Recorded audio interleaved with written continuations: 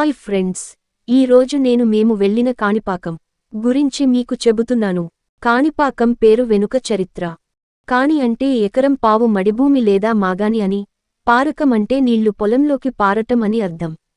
చరిత్ర ప్రకారం ఒకప్పుడు ముగ్గురు అన్నదమ్ములు ఉండేవారు. వారు ముగ్గురు 3 రకాల అవిటితనాలతో బాధపడేవారు. ఒకరు గుడ్డి, ఇంకొకరు మూగ, మరొకరికి చెవుడు. వారికి ఉన్న చిన్న పొలంలో సాగు చేసుకుంటూ కాలం గడిపేవారు. పూర్వకాలంలో నూతి నుండి ఏతాంలతో నీటిని తోడేవారు. ముగ్గురిలో ఒకరు క్రింద ఉంటే ఇద్దరు ఏతాం పైన ఉండి నీరు తోడేవారు. అలా ఉండగా ఒకరోజు నూతిలో నీరు పూర్తిగా అయిపోయింది. దానితో ముగ్గురిలో ఒకరు నూతిలో దిగిలోతుగా త్రవ్వటం మొదలు పెట్టాడు. కాసేపటి తరువాత గడ్డపారకు రాయిలాంటి పదార్థం తగలటంతో ఆపి క్రింద జాగ్రత్తగా చూశాడు. గడ్డపార ఒక నల్లని రాతికి తగిలి ఆ రాతి నుంచి రక్తం కారడం చూసి నిశ్చేత్రుడయ్యాడు.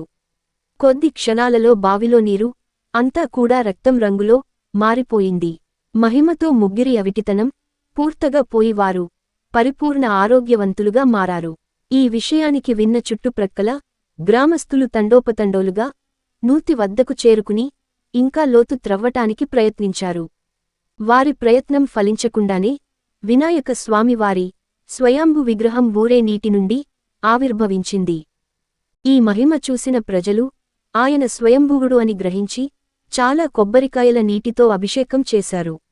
ఈ కొబ్బరి నీరు 1 ఎకరం పావు దూరం చిన్న కాలువలా ప్రవహించింది. దీన్ని కాణిపరకం అనే తమిళ పదంతో పిలిచేవారు. రానురాను కాణిపాకంగా పిలవసాగారు. ఈ రోజుకి ఇక్కడ స్వామివారి విగ్రహం నూతిలోనే ఉంటుంది. అక్కడ ప్రాంగణములోనే ఒక్క బావి కూడా ఉన్నది. దానిలో స్వామివారి వాహనము ఎలుక ఉంది. అక్కడ స్వామివారికి మనకి ఇష్టమైన పదార్థం ఏదైనా వదిలివేస్తే అనుకున్న కోరిక నెరవేరుతుందని ప్రసిద్ధి. ఇప్పుడు వరసిద్ధి వినాయక దేవాలయం గురించి ఆసక్తికరమైన విషయాలను తెలియజేస్తున్నాను. కాణిపాకం ఆలయ సమూహం. కాణిపాకంలో కొలువు తీరిన స్వామి వినాయకుడు. సజీవమూర్తిగా వెలిసిన ఈ స్వామికి 1000 సంవత్సరాల నాటి చరిత్ర ఉంది. భక్తులను బ్రోచే స్వామిని వరసిద్ధి వినాయకునిగా భక్తులు వ్యవహరిస్తారు. స్వామివారి విగ్రహం నీటిలో కొద్దిగా మునిగి ఉంటుంది.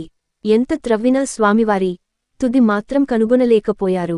స్వామివారికి నిత్యం అష్టోత్తర పూజలతో పాటు పండుగ పర్వదినాలలో ప్రత్యేక పూజలు నిర్వహిస్తారు. వినాయక చవితికి ఉత్సవాలను ఘనంగా నిర్వహిస్తారు.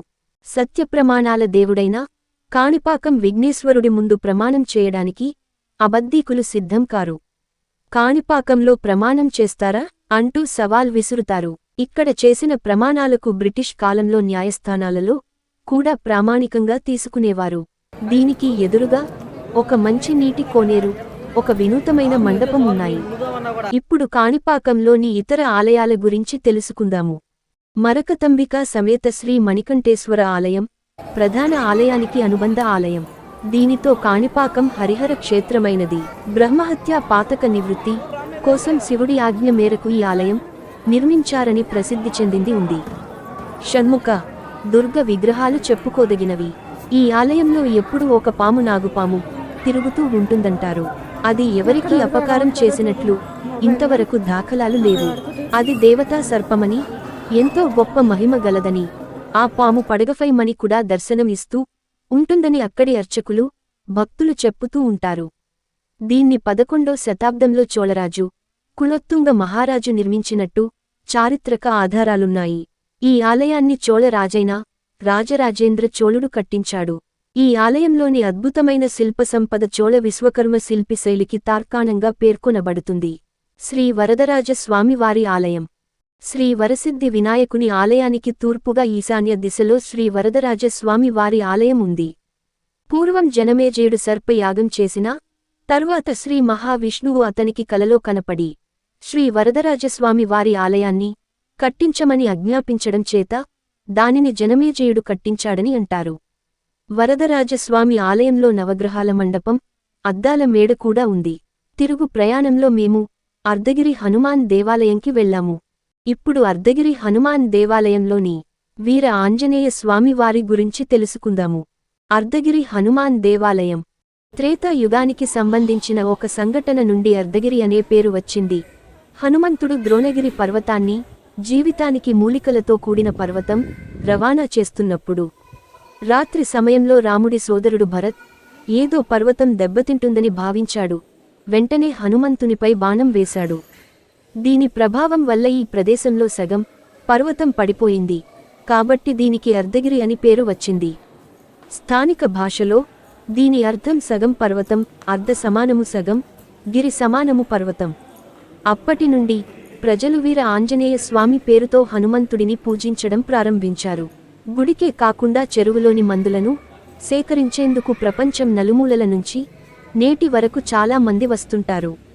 పర్వతంలోని మట్టిలో అనేక ఔషధ గుణాలు ఉన్నాయి మరియు అనేక రకాల చర్మ సమస్యలను నయం చేసే శక్తి ఉంది.